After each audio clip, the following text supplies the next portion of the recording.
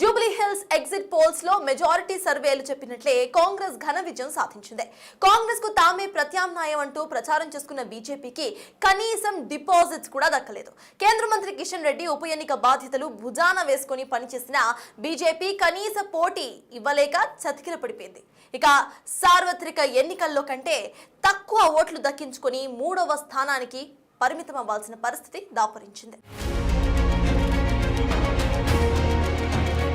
జూబ్లీహిల్స్ నియోజకవర్గ చరిత్రలో కాంగ్రెస్ అభ్యర్థి నవీన్ యాదవ్ అత్యధిక మెజార్టీ సాధించిన వ్యక్తిగా నిలిచారు.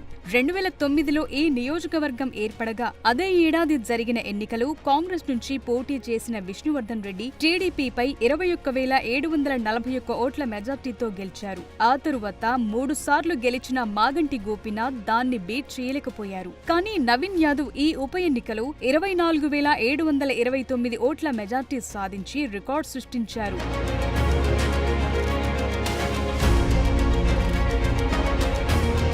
జూబ్లీహిల్స్ ఉప ఎన్నిక ప్రచారంలో బీజేపీ నేతలు పెద్ద కబుర్లు చెప్పారు. బీఆర్ఎస్ కాంగ్రెస్ విధానాలతో విసిగిపోయిన ప్రజలు బీజేపీకి పట్టం కట్టబోతున్నారని ప్రచారం చేసుకున్నారు. అంతేనా, బైపోల్స్ పోటీని మొలతాడు లేనోళ్లకు మొలతాడు ఉన్నోళ్లకు మధ్య పోటీగా అభివర్ణించారు. 1,00,000 ఓట్లున్న తురుకోళ్లకే అంతుంటే 3 లక్షల ఓట్లున్న హిందువులకు ఎంతుండాలని హిందువులంతా ఏకమై తమకే పట్టం కడుతారని చెప్పుకున్నారు. అయితే పోలింగ్ తరువాత వెలువడిన ఎగ్జిట్ పోల్స్ తో బీజేపీ నేతలంతా అప్పుడే సైలెంట్ అయిపోయారు.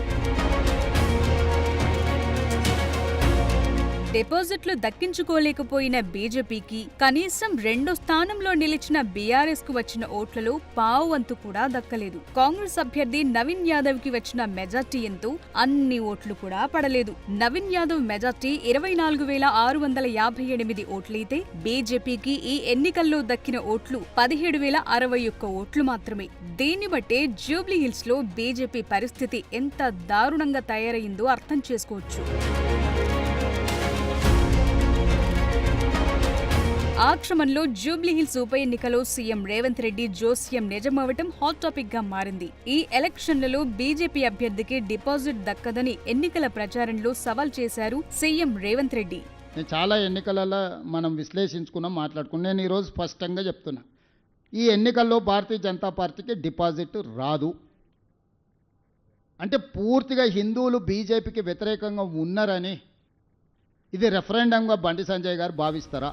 ముఖ్యమంత్రి అన్నట్లుగానే జూబ్లీహిల్స్ ఉప ఎన్నికలు ఆ పార్టీ తరపున పోటీ చేసిన అభ్యర్థి లంకాల దీపక్ రెడ్డి డిపాజిట్ గల్లంతైంది. గత ఎన్నికల కంటే ఇంకా తక్కువ ఓట్లు మాత్రమే సాధించారు లంకాల దీపక్ రెడ్డి. 2023లో 25,866 ఓట్లతో 3వ స్థానంలో నిలిచిన ఆయన ఈసారి కేవలం 17,000 ఓట్లతో డిపాజిట్ కోల్పోయారు.